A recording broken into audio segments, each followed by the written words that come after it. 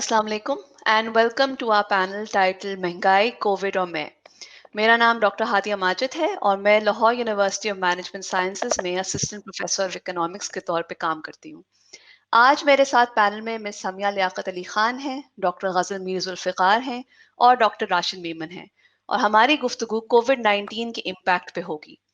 Historically macro economic crisis का impact differentiated रहा है और इसमें gender coupled with other एक्सक्लूशनरी categories makes for a more disadvantage status for women, खास तौर पे डेवलपिंग इकोनॉमीज के अंदर। इस पैनल में हम इकोनॉमिक स्ट्रेसेस का इम्पैक्ट एग्जामिन करेंगे, both during the Covid 19 pandemic and beyond. We will also consider growing inflation and reflect on the efficacy of ESAS, the social protection measure by the government used to mitigate the negative economic effects of COVID-19 for poor households. Finally, हम resilience के सवाल को भी tackle करेंगे, and in particular, we will focus on how we can achieve resilience and transformation for women, as well as the steps that policymakers need to take as we move forward. Before we go on to the questions and start the conversation, I'd like to introduce our panelists. We are joined by Samia Liaquat Ali Khan, who has worked in the field of human rights and development for over 20 years, with experience in Pakistan and overseas. She has successfully led regional and global development teams and programs that incorporated right-based approaches to poverty reduction. Samia has undertaken program evaluations for Womankind Worldwide, Sight Savers, and International Planned Parenthood Foundation, among others. Her publications include Poverty Reduction Strategy Papers, Failing Minorities and Indigenous Peoples, MRG London, June 2010. Currently, Samia is working as Senior Group Head Graduation Program with the Pakistan Poverty Alleviation Fund. She is leading the USD 150 million National Poverty Graduation Program with the aim of supporting poorest households out of poverty. Samia's educational background includes an MSc in Development Studies, University of London, as well as a Master's in Public Administration from Columbia University in New York. Next, we have Dr. Ghazal Mir Zulfikar, who is an associate professor and director of the PhD program at the Suleiman Daud School of Business at the Lahore University of Management Sciences. She has a PhD in public policy from the University of Massachusetts Boston, an MSc in Development Finance from the School of Oriental and African Studies, University of London, and an MBA from the Institute of Business Administration, Karachi. She studies the political economy of gender, class, and globalization in feminist advocacy networks, the informal economy, and poverty finance. She is an associate editor of the journal Organization, and her work has been published in, among others, the Journal of Business Ethics, Feminist Economics, Economy and Society, and the Review of International Political Economy, Academy of Management Learning and Education. Finally, we have Dr. Rashid Meeman, who is an assistant professor at the Lahore University of Management Sciences. He holds a PhD in economics from the New School for Social Research. Rashid's work showcases his interest in the importance of social and political identity for economic outcomes, and he has a long-standing interest in internal and international migration from South Asia. He uses both quantitative and qualitative data collection methods for his research and has led large household survey data collection efforts as well as experimental data and semi-structured interviews and focus groups. Welcome to all of you. Thank you so much for joining us today. Now, having introduced our distinguished panelists, अब हम सवालात की तरफ चलते हैं. Samia, let's begin with you. So, आपकी organization जो है PPF, it has a lot of links with underprivileged communities. What have been some of the key hardships that these communities have endured both during the lockdown and after? Thank you very much, Hadia, for having me on this panel. And Assalamu alaikum to my fellow panelists. It's an honor to be here. So very briefly, Jab, February, March 2020, the situation suddenly turned from something which was semi-normal to an immediate lockdown. اور I think پہلی دفعہ پاکستان کی تاریخ میں یہ اس طرح کی situation ہمارے سامنے آئی ہے and for P P F an organization that works in rural development across thousands of villages and communities across Pakistan, from Balochistan, Sindh, Punjab, KP, suddenly the kind of lockdown that was instituted meant that communities were completely cut off. Okay, there was no transportation, there was no ability of people to move about, to come, to go to their places of work, to even sort of, open up their shops. And I think this created a real panic within the communities. اور ہمارے ادارے جو ہم مختلف civil society organisations کے ساتھ کام کرتے ہیں وہ ہمارے امپلیمنٹنگ پارٹنرز ہیں. تو یہ جب سچویشن سب کے سامنے آئی تو there was a state of shock, کیونکہ جس طرح ہم کام کرتے ہیں ہم ڈائریکٹلی, ہماری ڈائریکٹ انگیجمنٹ ہوتی ہے ود کمیونٹیز, ٹھیک ہے, face to face direct engagement. وہاں نہ تو ہمارے ٹیمز جا سکتے تھے, so getting information and communication to households was also very difficult, and we were finding that we needed then to rely on other kinds of communication such as WhatsApp, phone calls, and providing some kind of even print material to communities just to advise them کہ کیا ہو رہا ہے, کس طرح آپ اس time پہ manage کریں. And I think the biggest economic shock that communities were facing was that their daily wages were being affected. کیونکہ زیادہ تر ہم یہ گھرانے جس کے ساتھ ہم کام کرتے ہیں یا تو اس میں ڈیلی ویج لیبر ہیں, یا تو ان کی بہت چھوٹی لینڈ ہولڈنگس ہیں, لیکن اگر آپ کی فارم ٹو مارکیٹ روٹس بند ہیں تو اگر آپ نے اپنا پروڈیوس کو کلیکٹ بھی کیا ہے, you've gone and you've done your harvesting, تو پھر کس طرح آپ اس پروڈیوس کو آپ جا کے مارکیٹ میں بیچیں گے, کیونکہ آپ کے جو مڈل مین ہیں وہ بھی بند ہو گئے تھے, ان کی بھی کوئی آنے جانے کا وہ اپرچونٹی نہیں تھا. So there was real panic in the households, اور اس حد تک کہ کچھ obviously کہ ہمارے جو bottom 10% of households, of the poorest households in this country, food insecurity is always a kind of a challenge that they face. And during this time, food insecurity arose hugely because there was no real access to the kind of jobs or to the market that they were having. اور آپ کو پتہ ہے this is in the rural areas. In the urban centers, with the close down of so many small businesses, restaurants, etc., people without jobs were going back to their villages. کیونکہ یہاں تو مطلب کہ آپ کی رہائش اگر آپ شہر میں ہیں تو وہ بھی اس کی ایک بہت expense, high level of expense رہتی ہے. تو لوگ واپس جا رہے تھے, واپس جا کے house hold sizes were increasing and incomes were decreasing, and there was great insecurity, food insecurity. Thank you, Samya. Thank you very much for actually this really interesting perspective of how the rural areas are connected to the urban areas through middlemen and telling us about the marketplace in particular. Rashid, if we could move on to your perspective, could you tell us a little bit about how gender relations have fared during COVID? In particular, what has been happening within the household? How has women's status been affected? And not just throughout the pandemic, but especially during the lockdown. بہت شکریہ ہادیہ. میرا جو اس پہ زاویہ ہے وہ labour market کے حوالے سے ہے, کیونکہ میرا کام زیادہ تر اس میں رہا ہے. تو میں دو چیزوں کو سامنے رکھ رہا ہوں. ایک تو لاک ڈاؤن ہے جس کی باتیں سب لوگ کرتے ہیں, اس پہ میں کافی بولوں گا.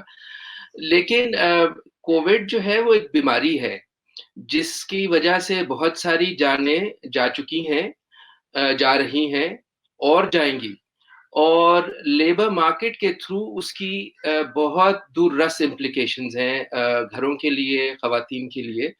تو میرے خیال سے صرف کیونکہ جب بھی بات کووڈ کی ہوتی ہے تو لوگ فوراً سے لاک ڈاؤن پہ جاتے ہیں, اور میں گزارش یہ کرنا چاہتا ہوں کہ لاک ڈاؤن کے علاوہ بھی ایک بہت بڑا ہاتھی ہے کمرے میں جس کے بہت دور رس جو ہے وہ نتائج ہوں گے.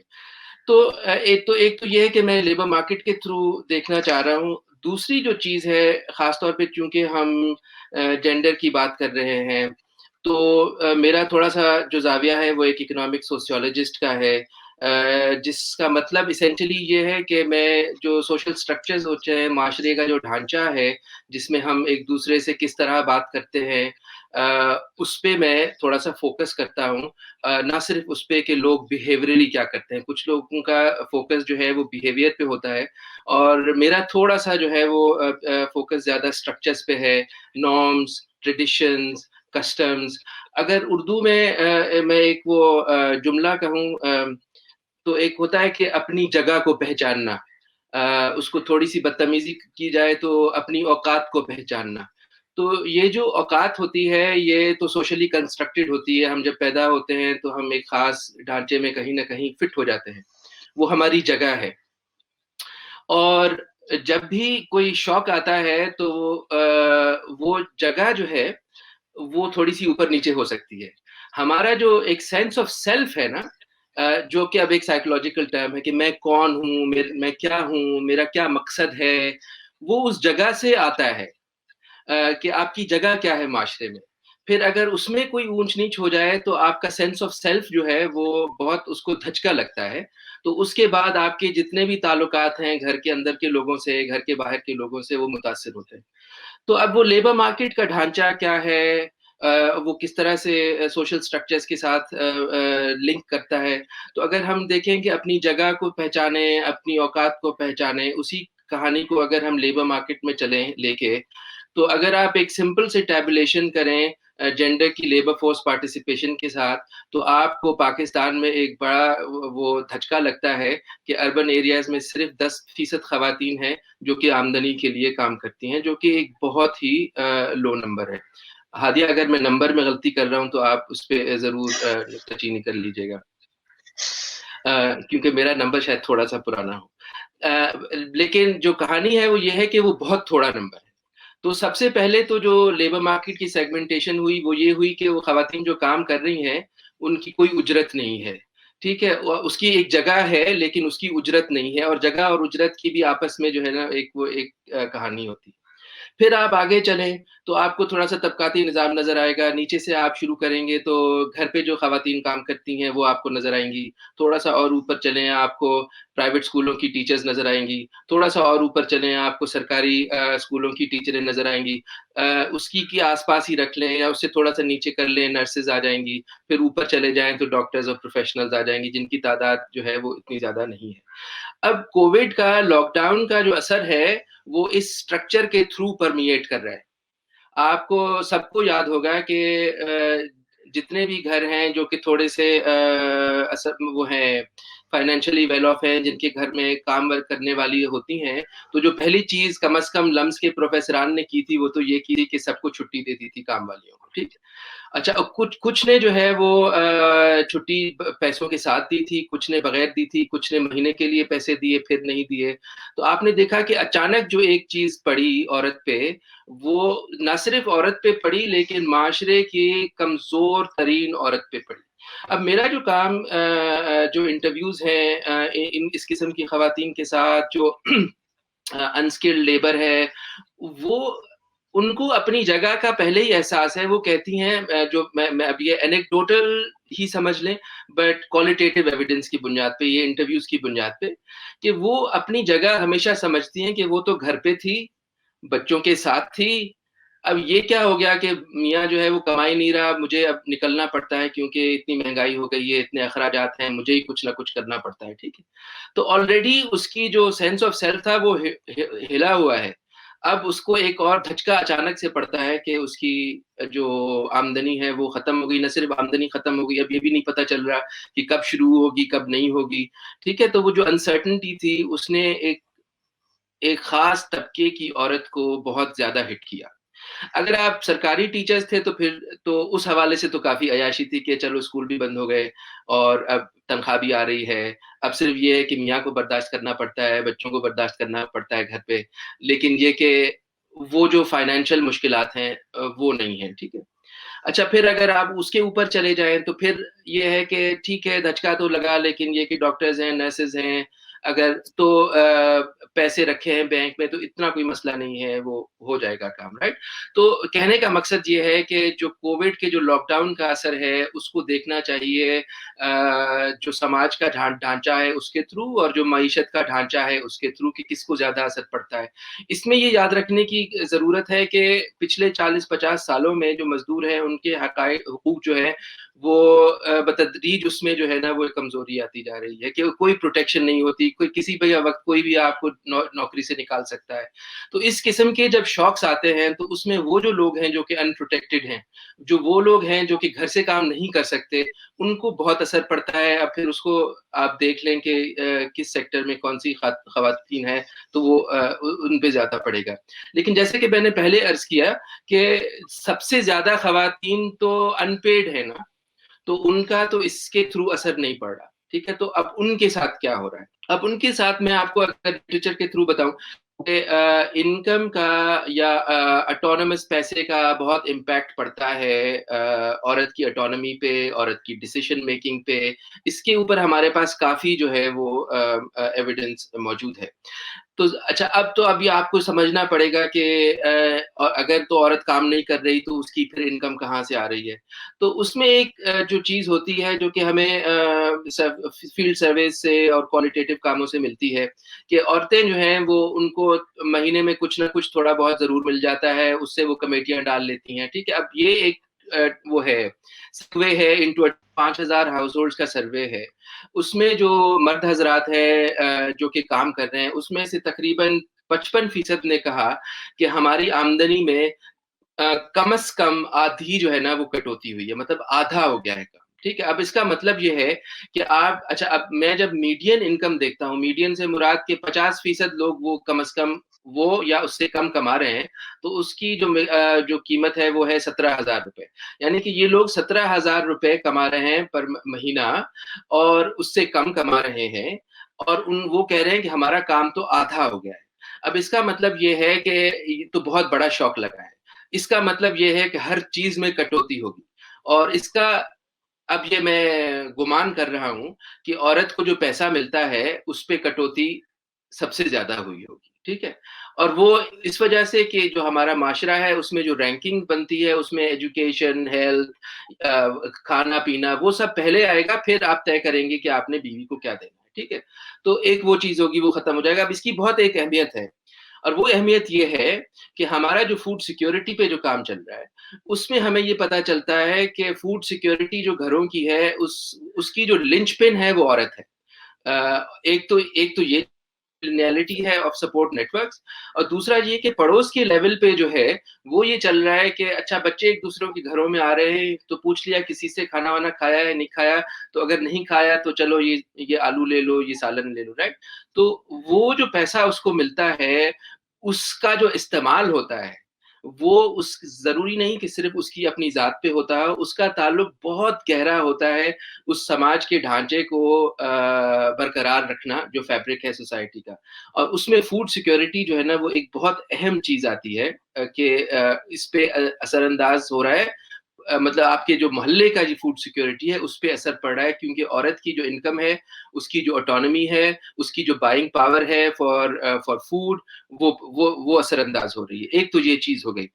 دوسری یہ چیز ہے کہ فوڈ سیکیورٹی کے جو ہمارے کویسچنز ہیں جو ابھی انہوں نے پوچھے ہیں بیورو آف اسٹیٹسٹکس والوں نے, اس میں ایک بہت ہی ڈراؤنی قسم کا جو ہے نا وہ چینج آیا ہے. 2018-19 کا جو سروے ہے اس میں بہت تھوڑے کویسچنز ہیں, لیکن اگر آپ ان کو ٹیبولیٹ کریں تو پتہ چلتا ہے کہ بہت تھوڑے لوگ ہیں جو کہ پریشان ہیں کھانے کے لیے. لیکن یہ جو سروے ہے اس میں 60% لوگ کہہ رہے ہیں کہ ہم پریشان ہیں, 11% کہہ رہے ہیں کہ ہم نے ایک پورا دن کھانا نہیں کھایا, ایسا پچھلے ایک مہینے میں ضرور ہوا ہے, ٹھیک ہے. 17-18% کہہ رہے ہیں کہ ہم نے کم کھایا ہے کیونکہ کھانا تھا نہیں. بہت سارے گھروں میں اس طرح سے ہوتا ہے کہ جو ہانڈی بانٹنے والا ہوتا ہے وہ آخر میں کھاتا ہے. یہ ایک رواج ہے, ایک کسٹم ہے ہمارے.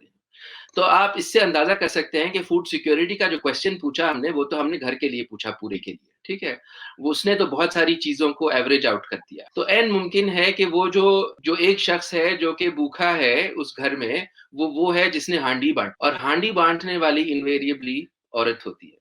تو اب آپ یہ دیکھ لیں کہ عورت کی جو جگہ ہے معاشرے میں, معیشت میں, تو کووڈ کے یا جو بھی شوق آتا ہے اس کے جو اثر ہوتے ہیں وہ اس کے تھرو پرمیٹ کر کے اس پہ جاتا ہے. اب میں آخری بات کہوں گا, میرے خیال سے کافی لمبی ہو گئی اور باتیں تو اور بھی کرنی تھی, بس آخری بات کہوں گا کہ جو ہیلتھ کے جو اثرات ہیں, میں نے کہا تھا کہ صرف لاک ڈاؤن نہیں ہے, ہیلتھ کا ایک بہت بڑا ایشو ہے.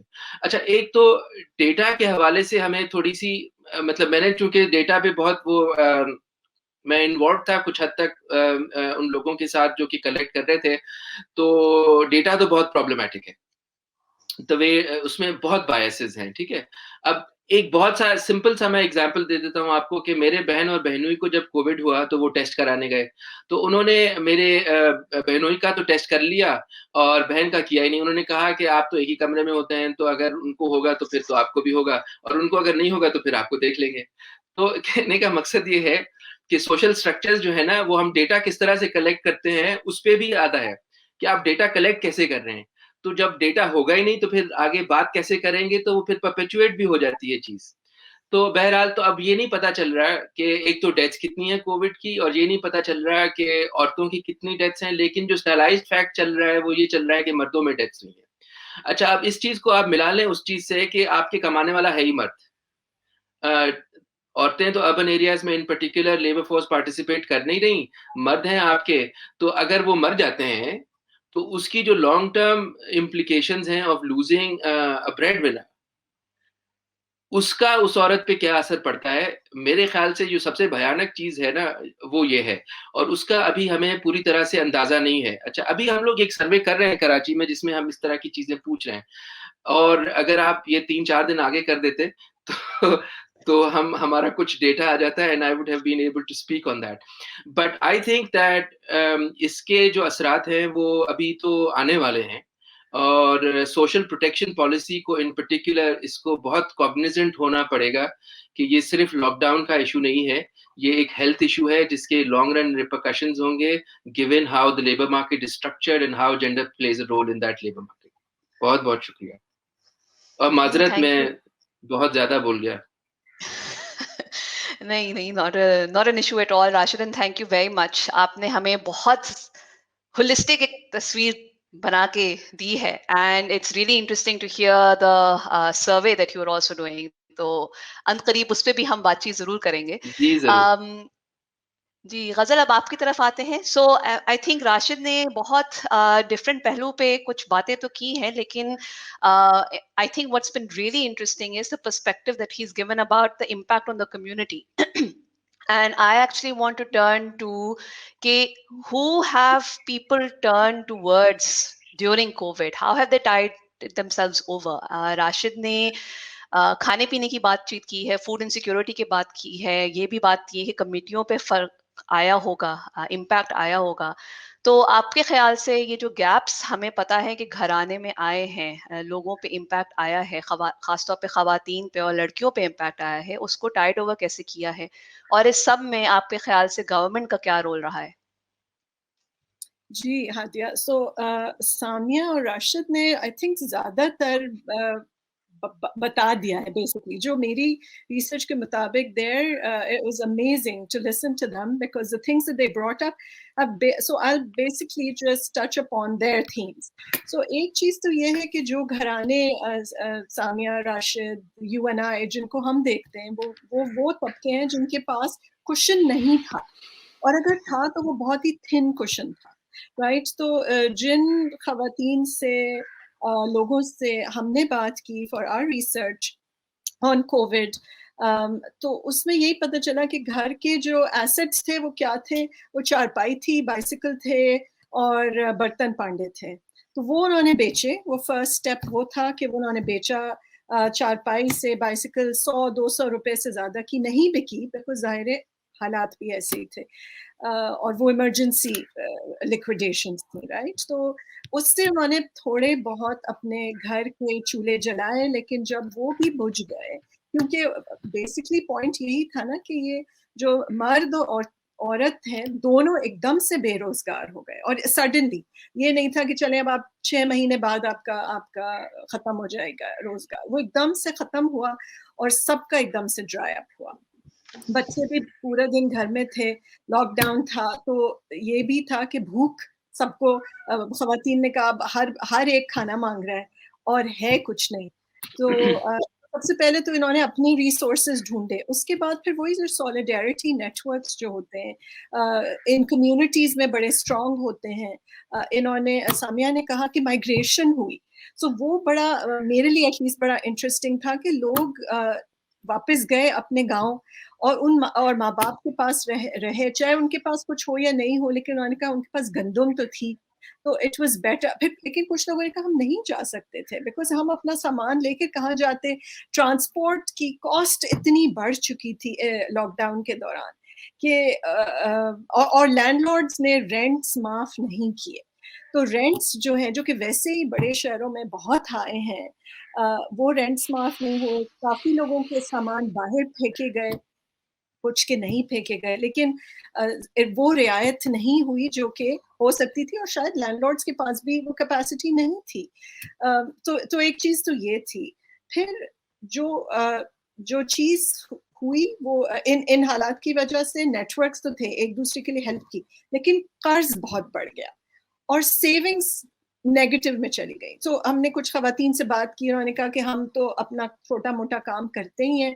میں نے 1.5 لاکھ جمع کیے کہ میں بچے کو نائی کی دکان, ابھی وہ نائی کی دکان پہ کام کرتا ہے لیکن پھر وہ اپنی خود کھولے گا, تو میں نے 1.5 لاکھ جمع کیے, اور وہ سب دواؤں میں اور کھانے میں ختم ہو گئے, اور ہم پہ 50,000 کا اور قرضہ ہے. تو یہ ایک گھر کی کہانی ہے, مگر اس طرح سے ہزاروں لاکھوں ایسے گھر ہیں جو کہ آپ کو سمیہ بھی بتا سکتی ہیں اور راشد نے بھی بات چیت کی ہے. تو اچھا, ایک بڑی انٹرسٹنگ چیز مجھے یہ پتہ چلی کہ جو ہماری کرسچن کمیونٹی ہے ان کو ایڈ تھوڑی بہت چرچ کے تھرو مل جایا کرتی تھی, اسپیشلی جو لارج چرچز ہیں, right.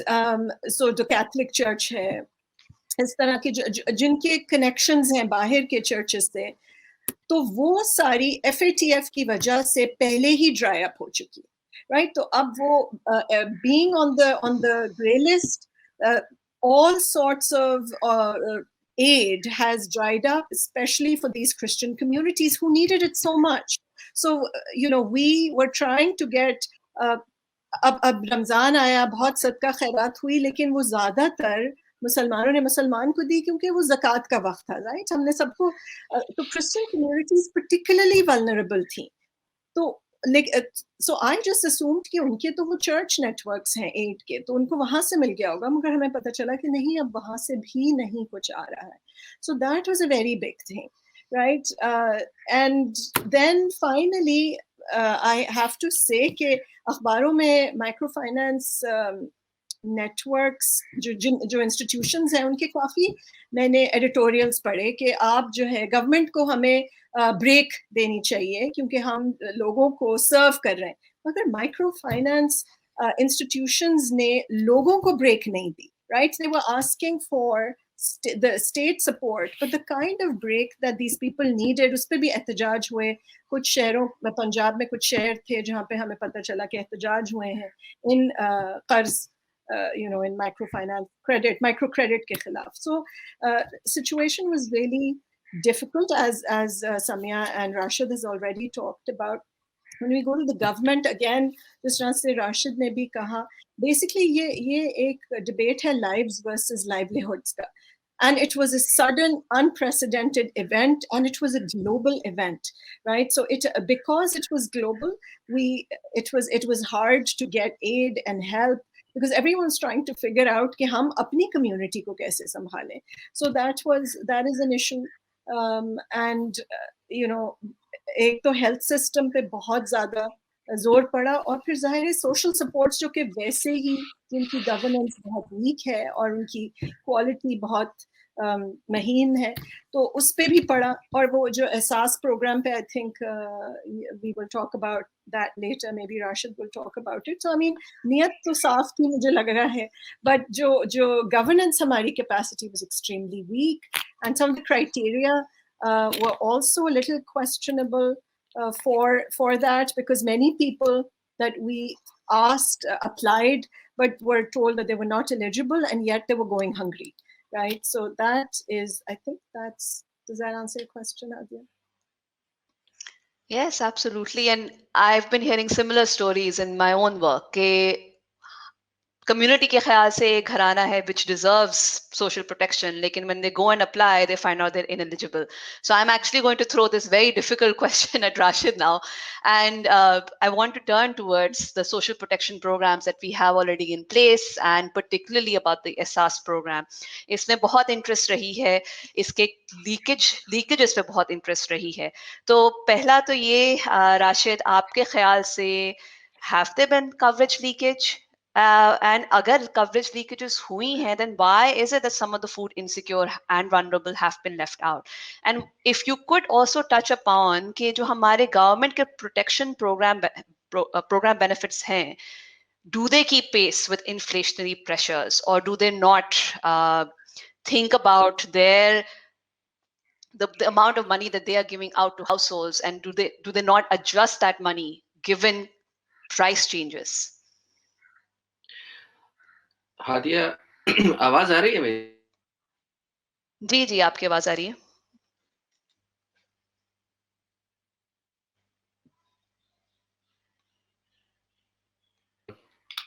I mean, this is you've hit a raw nerve on targeting really. اور مجھے مطلب بہت غصہ آتا ہے اس چیز پہ. کسی بھی پروگرام میں دو قسم کے ایررز ہوتے ہیں, انکلوژن کے اور ایکسکلوژن کے.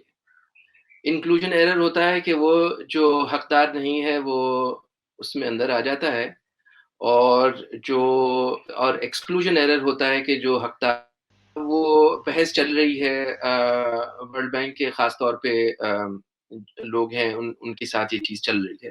یہ کسی زمانے میں کیا ابھی بھی انفیکٹ جب یہ سرکار کے جب انہوں نے کووڈ کے بعد امیڈیٹ ایمرجنسی ریلیف دیا تھا, اس میں کہا گیا تھا اسسٹنٹ کمشنر سے کہ آپ لسٹ بنا لیں اور لسٹیں بنا کے اور آپ بتا دیں کہ کون کون ہے, پھر ہم آپ کو پیسے دے دیں گے, پھر جو ہے وہ آپ پروکیورمنٹ کر لیجیے گا. مطلب آئیڈینٹیفیکیشن بھی اسسٹنٹ کمشنر کو دے دی اور پروکیورمنٹ بھی اسسٹنٹ کمشنر کو دے دی. اب اس سے امیڈیٹلی جو پھر ایک وہ بہت ہی بڑا وہ طوفان اٹھ جاتا ہے کہ یہ کرپٹ ہے, وہ کرپٹ ہے, فلاں کرپٹ ہے, یہ نہیں کرو, وہ نہیں کرو. بہرحال اب یہ جو تاریخ تھی ٹارگیٹنگ کی, اس میں پھر لوگ پریشان ہو گئے کہ نہیں, کمیونٹی کی کو نہیں چھونا چاہیے, کوئی اور آبجیکٹو طریقہ جو ہے نا وہ لے کے آنا چاہیے. تو اچھا, لیکن یہ یاد رہے کہ یہ جو سارا غصہ تھا وہ یہ تھا کہ انکلوژن ایررز ہو رہے ہیں اور آپ اپنے جاننے والوں کو دے رہے ہیں, اور اس پہ نہیں تھا کہ ایکسکلوژن ایررز ہیں. زیادہ جو غصہ لوگوں کو آتا ہے وہ انکلوژن ایررز پہ آتا ہے.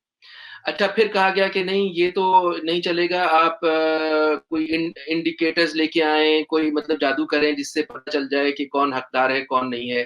پھر ایک بہت لمبی ایک رجسٹری بنائی گئی تھی تقریباً سینسس کی بنیاد پہ, جو بسپ والوں نے بنائی تھی, کہ انہوں نے کیا کیا کہ ہر گھر, تو جو لوگ اپنی گاڑیاں چھپا سکتے تھے انہوں نے گاڑیاں چھپا لیں, جو موٹر سائیکل چھپا سکتے تھے انہوں نے وہ چھپا لیں, اور اس کا نتیجہ یہ ہوا کہ بسپ کا جو انکلوژن ایرر ہے وہ ایسٹیمیٹ کیا جاتا ہے تقریباً 20%. ٹھیک, اور اس 20% کو لے کے تو اتنا ڈھنڈورا پٹا جاتا ہے کہ جس کی کوئی حد نہیں. یہ نہیں دیکھتے لوگ کہ 80% لوگ وہ ہیں جو کہ حقدار ہیں.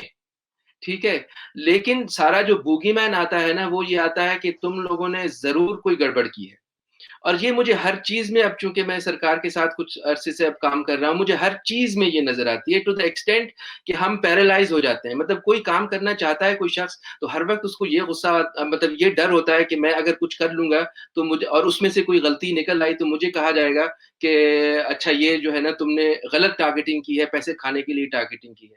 تو یہ ایک ٹرسٹ کا جو بریک ڈاؤن ہے نا, that has an extremely important role in getting this done. مطلب ویسے تو ایک بہت سمپل چیز ہے, اگر آپ یہ کہیں گے ہر کوئی ایماندار ہے, اگر if you assume that everybody has a high level of integrity, this is not an issue at all. یہ کیوں ہو رہا ہے کہ آپ 21ویں گریڈ کا افسر فار ایگزامپل لے رہا ہے, جس پہ بڑا وہ ایشو بنا تھا. اب 21ویں گریڈ کے افسر کے گھر نے ضرور کوئی مطلب جھوٹ بولا ہوگا اس فارم کے لیے, وہ گھبرا, اچھا اس نے کیوں بولا کیونکہ وہ گھبرا گیا تھا کہ اب میں اگر یہ لکھ دوں گا تو نیب میرے اوپر نہ آ جائے.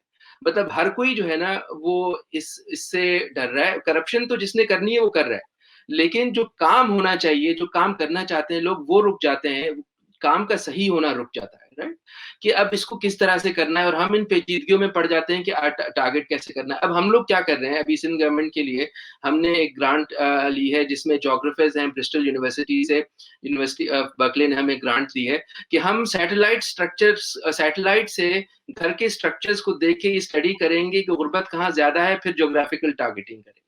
مطلب just imagine the amount of resources that go into making, مطلب you know, doing this simple thing کہ یہ جو کرپشن کا جو نیریٹو ہے نا, اس نے ٹارگیٹنگ کی ڈبیٹ کو بہت اثر انداز کیا ہے, اور وہ بہت پھر لوگ گھبرا جاتے ہیں. بہت آسان طریقے جو ہیں پھر اس لیے نہیں کیے جا سکتے کیونکہ ہمیں یہ شک پڑتا ہے کہ یار یہ کل کو کوئی کہہ دے گا کہ اپنوں کو پیسے دیے, یہ کیا وہ کیا. ایک تو یہ چیز, لیکن دوسری چیز یہ ضرور ہے. اب فار ایگزامپل ہم نے جب سیٹلائٹ امیجری سے جب ہم نے سیٹلمنٹس کو آئیڈینٹیفائی کرنا شروع کیا تو پتا چلا کہ کچھ سیٹلمنٹس ہیں جو کہ فار ایگزامپل ہمارے پاس سینسس, اور ہم ابھی اس چیز پہ کام کر رہے ہیں کہ ہمارے پاس پاورٹی ڈیٹا ہے, تو پاورٹی ڈیٹا کے ساتھ ہم گھروں کے اسٹرکچرز کو لنک کریں, اور پھر ڈیپ لرننگ کے تھرو ہم صرف سیٹلائٹ امیجری سے دیکھ کے بتا دیں کہ کون سے علاقے ہیں جہاں پہ زیادہ غربت ہے. وہ ابھی کام شروع ہونے لگا ہے. اچھا, اب اسی کے ساتھ میں ایک اور چیز لنک کر دوں کہ یہ تو ہم سارا کچھ کر رہے ہیں تاکہ ایکسکلوژن ایررز جو ہیں وہ ہٹیں. ایک اور جو چیز تھی کہ CNIC کے بغیر تو آپ کو کچھ نہیں مل سکتا, اور اس کی بھی وجہ یہی ہے کہ اعتماد نہیں ہے, اعتبار نہیں ہے, اور مس یوز ہے. تو آپ کہتے ہیں کہ جی CNIC نہیں ہوگا, بایو میٹرک ویریفیکیشن نہیں ہوگی, تو یہ نہیں ہوگا. مطلب کہ تھر کے جو کولی ہیں, جو بھیل ہیں, جو کہ کبھی گاؤں سے نکلے ہی نہیں, نہ ان کے پاس پیسے ہیں گاؤں سے نکلنے کے لیے, نہ ان کا کبھی شناختی کارڈ بن سکتا ہے, وہ تو رہ گئے. Right, you see again how, مطلب یو نو, آپ اپنے آپ کو صرف بچانے کے لیے آپ یہ کہہ رہے ہیں کہ ان کو ہم ایکسکلوڈ کر دیتے ہیں. میں for example I would say کہ یار 20% سے 30% ہو جائے ایرر, اگر ہم انکلوژن ایررز ختم کر دیں. آپ دے دیں نا, ان 100 کولیوں کو دے دیں پیسے, اس میں سے 5 ہوں گے نا, 10 ہوں گے جو کہ حقدار نہیں ہوں گے, تو مل جائے ان کو. That is an error that I am willing to accept, right? اب یہ آپ کے معاشرے نے طے کرنا ہوتا ہے کہ کتنا ایرر جو ہے وہ ایکسیپٹ کرنے کے لیے تیار ہیں. یہ تو ممکن نہیں ہو سکتا کہ 100% accuracy who, right? That's almost impossible, right? اور اگر آپ کو برداشت نہیں ہے انکلوژن ایرر کو سنبھالنے کی, تو یہ بہت مشکل ہو جائے گی بات. تو ایک یہ چیز ہے.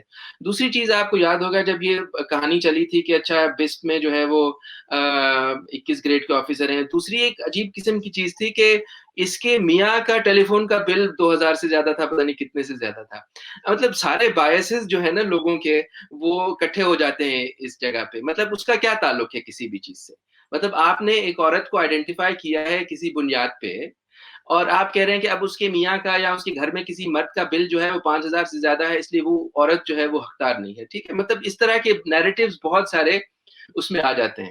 سو ابھی جو میں چیزیں دیکھ رہا تھا اس میں بہت ساری چیزیں چل رہی تھی. انکمپیٹنس بھی تھی, انسنسیئرٹی بھی تھی, ریسزم بھی تھا, سارا کچھ مکس ہو کے اور ٹارگیٹنگ پہ اثر آ رہا تھا. اب فار ایگزامپل میں آپ کو دیتا ہوں, this is my last point, second last point sorry.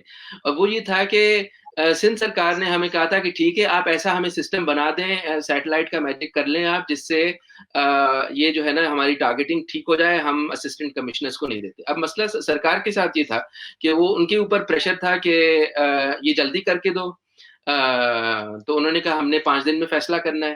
اب 5 دن میں تو ہم کر ہی نہیں پائے, سیدھی بات ہے, کیونکہ اتنے کروڑوں عوام میں وہ جو پریسائز آپ کو ٹیکنیکل کیپیسٹی چاہیے تھی وہ کرنے کی, وہ 5 دن میں آئیڈینٹیفائی ہی نہیں ہو پا رہے. مطلب اس میں ہم نے 2 مہینے لگا کے 2 لوگ باہر سے ملا کے, and you know we now have something that we can implement for next year or for the next crisis, and I'm sure there are going to be many more, right? But the point is کہ technically جو ہے نا وہ بھی بہت incompetence ہے, you know, and myself included, کہ وہ ہم کرائسس کو بہت جلدی رسپونڈ نہیں کر پاتے. تو ایک تو یہ خوف ہوتا ہے کہ اگر جلدی سے رسپونڈ کر دیا, غلطی ہو گئی تو آگے لوگ کرپشن میں پکڑ لیں گے. پھر دوسرا یہ کہ کمپیٹنس کے بھی ایشوز ہیں, وہ اتنی چیزیں ہوتی بھی نہیں. فائنل تھنگ کہ pace with inflation, I think BISP کا جو اماؤنٹ تھا وہ بہت ریزنیبل تھا, آئی پرسنلی تھنک, کیونکہ if you look at the PSL, یہ جو ابھی PBS کا ڈیٹا تھا کہ اگر 16,000 پر منتھ آپ کی کسی کی انکم ایوریج آ رہی ہے, اور آپ نے 12,000 کی وہ دے دی ہے تو وہ معقول رقم ہے. لیکن if you're talking about کہ over time BISP for example کس طرح ایوالو کرتا ہے تو those are called sort of responsive registries, right? Responsive registries, responsive programs, وہ بہت مشکل ہے کرنا. If for nothing else, the sheer numbers are staggering, right? We are a huge country and the population of poor is also huge. اس کے budgetary implications بھی huge ہیں, right? تو اگر وہ آپ کرنا بھی چاہیں تو وہ it's very difficult to do so. That's all I have to say. Thank you, Rashid. And I particularly appreciated your perspective about breakdown of trust and how that leads to paralysis of efforts. I think that's a very that's a perspective that we all need to keep in mind. Samia, I know aap bhi kuch kehna cha rahi thi about targeting. So in addition to commenting on targeting, could you also talk a little bit about the kind of efforts that PPAF has made during COVID, the kind of initiatives that your organization took in order to relieve the negative impacts that individuals and communities were facing? And who were the kind of people that you heard from the most? What were the kind of relief that these individuals were really asking for from your organization? Thank you, Hadia. So just to add what my esteemed colleague has said, I do think, given the fact that we were in a big crisis and countries all over the world were in a turmoil as to what to do, just tarah they used the BISP data, which is old data, 2010 data. So yes, I think there's more like 30% errors, inclusion and exclusion ko agar aap combine kare. اور جو پرانا data ہے اس کو ابھی نیا survey ہو رہا ہے and we will see that there are a lot of households that no longer are part of BISP and a lot of new households that were never around when the BISP survey was done, which need to be included. لیکن جس طرح government نے اپنا package بنایا and the decision by the federal government through BISP to identify, BISP is around 5.7 million households, right, that they've identified as being eligible. انہوں نے 120 lakh house holds گھرانے کو انہوں نے یہ 12,000 روپے کا پیکیج دیا. And I heard from a lot of our communities all over the country, whether it's Torghar or Nagar Pakar or wherever, from east to west, north to south, that the right people were getting that money. And there was a lot of, within the rural communities, we were seeing, at least in our communities, that yes, their targeting seems to have been the right kind of targeting. Informally, I was, there was also targeting where, for example, in the urban areas especially, a lot of people would come to me to say that ہمارے جو گھر کے ملازم ہیں, our nannies or whatever, they're still getting paid by us, but they've gone and registered and they've got the BISP money as well. So yes, there was some, I would say, duplication. There was some opportunities for people to register themselves jahan maybe they should have realized that given that they are earning their income, there's been no change in their income, they might not be eligible. لیکن جو انہوں نے نئے criteria استعمال کیے تھے اور اختیار کیے تھے اس کے مطابق یہ these people were also falling in. So I think when PPAF was looking at the work the government was doing in terms of the outreach, the scale of that outreach, there were many problems in terms of کہ آپ نے district commissioners کو بھی یہ کہا ہے کہ آپ لوگ پیکیجز دیں, اور how is that procurement and distribution process happening. اور جب ڈسٹریبیوشن ہو رہی تھی تو آپ بھول جائیں کووڈ کے پروٹوکالز, SOP, سب کچھ ہمیں اخباروں میں اور نیوز پہ بھی یہ واضح ہو رہا تھا کہ وہ پروٹوکال صحیح طریقے سے نہیں اختیار ہو رہے تھے. لیکن they managed to get cash to the people in the time of need. And I think جیسے ڈاکٹر صاحب کہہ رہے ہیں, he like even everyone gets caught up in bureaucracy, اور جو آپ کی immediate responsiveness ہے نا, it suffers when you are not, if you are an academic or if you are doing research or if you are waiting to see how do we identify households. Or this for PPAF also became a big issue. How do we within this short period of time identify households? ہم بھی BISP کا score card جو poverty score card ہے وہ استعمال کرتے ہیں, لیکن پھر ہم جا کے کمیونٹی میں واپس یہ اسکور کارڈ کرتے ہیں with the households that the community itself is identifying as ultra poor, so we understand کہ کیا ان کی progression ہے on that similar survey standard, right, the one set of standards. इस दफ़ा हमने कुछ ज़रा मुख्तलिफ किया, and that was that we had to do a very short, sharp survey to identify who are the households. And in terms of this kind of criteria, we went out to our partner organizations and we said that reach out to the activists, to the community resource persons that you have already been cultivating in your communities, and tell them to tell you which are the households where we had 4 or 5 here. I will read out to you. Households where there is it's a female-headed household or a widow household headed by a widow. Household where there are 2 or less cows or buffaloes. So livestock unka kam hai, because usually rural households use livestock as a way of security, right? It's a securitization of asset. Households who own no land, so landless households or those who own under 2 canals land. Households where there is a person with a disability, and households where members are employed as daily wage labor, because we realize that daily wage labor is also being affected. And we got these names from those communities, right? So it was short and sharp, maybe it was not 100% accurate, but एक communication भी हमने कहा था कि वो community तक communicate करे कि अगर इसमें हम बाद में आके मॉनिटरिंग करेंगे, अभी तो मॉनिटर नहीं कर सकते हैं, लेकिन हम 3 महीने बाद आ जाएंगे, 5 महीने बाद आ जाएंगे, हम देखेंगे कि who was identified and who was provided. हम भी कुछ उनको एसेट दे रहे थे, एसेट के तौर पे what is the most important urgent need for the household at that time. तो हमने कहा कि हम बाद में आएंगे, और अगर हमने यहाँ देखा है कि there has been a lot of error in inclusion and exclusion, फिर maybe we will withdraw from this community, हम आगे long term आपके साथ काम नहीं करेंगे. So there was a kind of a sort of कि yes, someone is going to come and monitor us, so we will be providing that accurate data. But obviously there's always going to be some kind of it's not perfect, we are not in a perfect world and we weren't expecting it. Once we got this data, we actually went in, we had some money. PPF का अपना जो response था was around 420 million rupees, जिसमें हमने सोचा कि we will target a certain set number of districts, the poorest districts, which is based on the multidimensional poverty index. जो districts की आप red and orange districts को हमने support किया था, and in this we identified a total of sort of I would say around 25 districts, and within that it was 113 union councils. And within the union councils, we were looking at the bottom 15% of the population to provide support to. और उनके लिए हमने ये decide किया, क्योंकि हमें पता था कि BISP is coming out with a cash transfer, the ease form, which is cash transfer. हमने कहा कि we don't mind if those same households in these poorest areas are getting another subsidy from us, but it will not be in the form of cash. हम किसी तरह का good उनको देना चाहते हैं. And it was divided because we were looking at more about livelihood. So we said BISP is about social protection cash, that they can purchase whatever they require.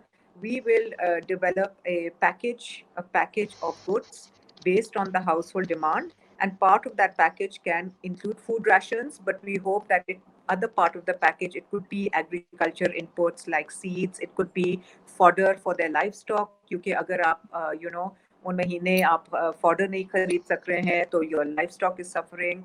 So whatever the demand coming from those communities was, so this message went out to those communities, हमें demand भी मिली, and on the basis of that demand we provided the kind of goods directly. और इस provision of the goods, it was up to around हमने 5,000 rupees per household का एक budget रखी थी, जिसमें हमने whatever we could buy for them at the time. Or distribution में we had to take a lot of care in distribution. So we had distribution sites, लेकिन they had to follow protocol, or it was house-to-house distribution where our partner organizations were going and delivering on the doorstep of that, within that गांव वो जाके हर घर के सामने वो बाहर वो चीजें रखते थे. And we managed to cover 66,000 households, which for us was what we could afford to do. It is not a huge amount given what is the population of Pakistan. But it did help in a lot of the poorest households. You know, we believe that it was very positively received. और हमने वापस जाके I think in अगस्त ये सितंबर में हमने एक percentage 10% of that we went in 600 households. We went across these 25 districts. We went in to just do a assessment, a monitoring and evaluation, and we did a perception. It was part perception survey, part actually कि आपने क्या चीजें आपको मिली थी और किस तरह आपने इस्तेमाल किया, and the whole package, etc. So the response on this was very positive for us. But I think that any bigger जो भी इस तरह की emergency response has to come from government. And I think the learning of this emergency response during COVID from government was that government can actually successfully deliver within that short period of time to the poor. And I think for me, this was it was a really positive movement in the right direction. Thank you. Thank you, Samia. And I think आप बिल्कुल सही किस्म की emergency आती है, then it's you're really looking to the government to step up, and it's been there are valuable lessons to be learned in how quickly efforts have been mobilized, both by partnering with organizations such as yourself and independently as well by the government in getting relief to the poor. Ghazal, I'd like to talk to you a little bit more about your wonderful work with informal workers, because they are amongst some of the most vulnerable and some of the most marginalized that we have in our society.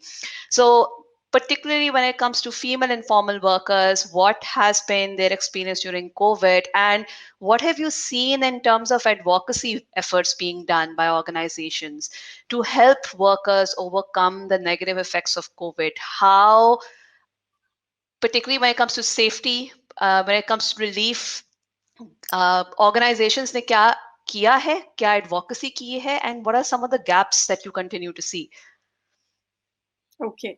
Thank you, Hadia. I think we've heard such wonderful things already from Samia and Rashid, so I wouldn't take too long. And I've already, some of the things that I said I saw was with the informal workers. एक चीज ये है कि हमारे audience को पता होनी चाहिए कि 70% जो employment है, non-farm employment, non-agricultural employment, Pakistan में वो informal है. So यानी कि ज़्यादातर हमारे लोग informally employed हैं, which means that उनके पास वो supports नहीं थे. So it was an immediate shutdown of wages and jobs. So massive unemployment, right?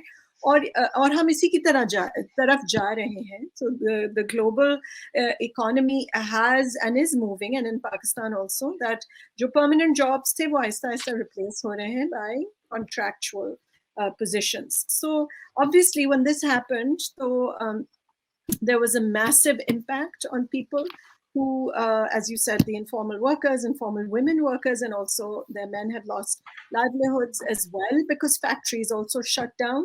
So ये जो piece rate work है, ये औरतों की तरफ आना रुक गया, middlemen stopped coming. कुछ लोग ने कहा हमारे पास material था, कोई आया नहीं हमसे finished products लेने. फिर जब शुरू भी हुआ, at the end of the first wave, जब आहिस्ता आहिस्ता काम trickle होना भी शुरू हुआ, तो वो उसकी quantity उतनी नहीं थी कि लोगों के पेट पूरी तरह भर सके. और ये कि अब काम इतना नहीं है और लोग करने वाले ज्यादा हैं. सो फिर मसला ये होता है कि आप नेगोशिएट भी नहीं कर सकते हायर वेजेस. फॉर इंस्टेंस आपको एक ट्राउजर सीने के 1 या 2 रुपए मिलेंगे जो होलसेल में बिकेगा. तो अब वो खवातीन जो हैं, इफ दे से कि भाई हमें 1-2 रुपए और दो, तो दे से अच्छा तो आप नहीं करेंगी तो साथ वाली कर लेगी, क्योंकि काम इतना नहीं है, राइट? तो एक तो ये है. और फिर आपने कहा कि हाँ, so what did the organizations around them, what did they do?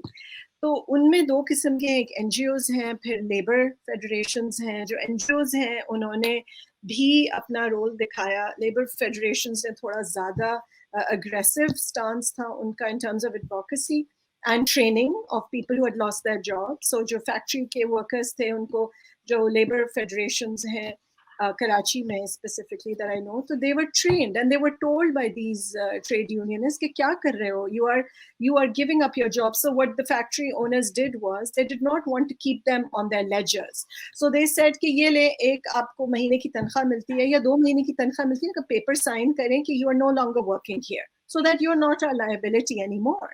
And وہ بھوکے 1 مہینے سے بیٹھے تھے, جب ان کو تنخواہ نظر آئی سامنے تو they said yes, we'll sign anything, right? So that also meant کہ اس کا جو long term impact ہے وہ کہیں زیادہ ہے, because now they're back in the market looking for jobs. So that's the men and women who work in factories, but of course the women who are there, some of the things that I mean, some just interventions that I liked were, for instance, alternative livelihoods. masks banana became a new form of stitching, for instance. جو لوگ گھروں میں trousers سیتے تھے, تو some NGOs gave them yards of cloth and said کہ یہ لیں اور ماسک بنائیں and then sell them, and they stood in the streets, or their men stood in the streets, or their children stood in the streets, and they were able to sell them. So اس طرح کے کچھ تھوڑے بہت stop gap measures تھے, but nothing of course that lasted.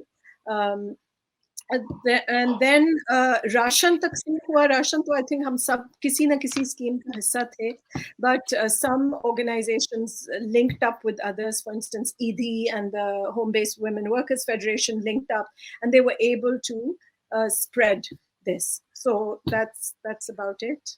Yes, absolutely. Thank you, Ghazal. And thank you for actually telling us about the innovation that is continuing to happen within our labor market. Rashid, I'm going to come to you, and if you could just talk to us a little bit about why it's so difficult to follow COVID SOPs. ہم سب کو پتا ہے کہ اتنی dangerous بیماری ہے, لیکن ہم سب کو بہت مشکل ہوتی ہے SOPs follow کرنا. If you could talk about it for just a couple of minutes, that would be fantastic. Yeah, so this is interesting, right? Actually مجھے تو کسی قسم کی کوئی دشواری نہیں ہوئی SOPs فالو کرنے. میں تو کہا بہت زبردست کام ہو گیا, میں تو آرام سے گھر پہ بیٹھا ہوں, میں نے نکلنا نہیں ہے, ادھر بھی نہیں جانا, ادھر بھی نہیں جانا. سو جارج ایکرلوف جو کہ ایک نوبیل laureate ہیں, ان کا بہت مزے کا کام ہے, پرانا کام ہے.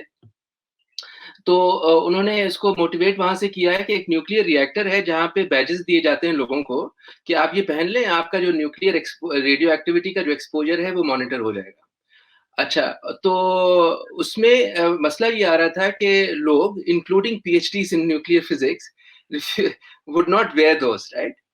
کیونکہ ایک اچھا اب اس کی جو so this is his work on cognitive dissonance. تو آئیڈیا یہ ہے کہ ایک چیز ہے جو کہ اگر آپ قبول کر لیں کہ ہے تو وہ آپ کے ذہن پہ بہت اثر انداز ہوتی ہے. اگر آپ کو یہ پتا ہو کہ میں نیوکلیئر ریئیکٹر میں کام کرتا ہوں اور میں ریڈیو ایکٹیویٹی کو میرا ایکسپوجر ہے اور میں پتہ نہیں کتنا بھیانک موت مجھے مل سکتا ہے, تو آپ اگر تھوڑے سے اپاہج ہو جائیں گے ذہنی طور پہ, تو پھر اس کے ساتھ آپ ڈیل کس طرح سے کریں.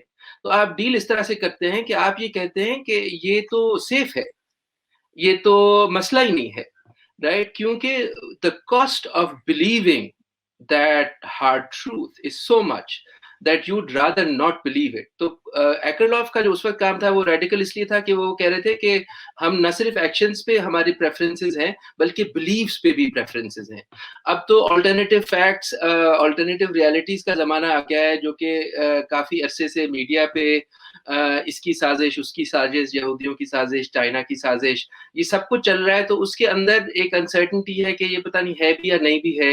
اور پھر یہ کہ بہت سارے لوگوں کے لیے emotionally it's very traumatic to accept that the world that as we knew it might no longer be like that.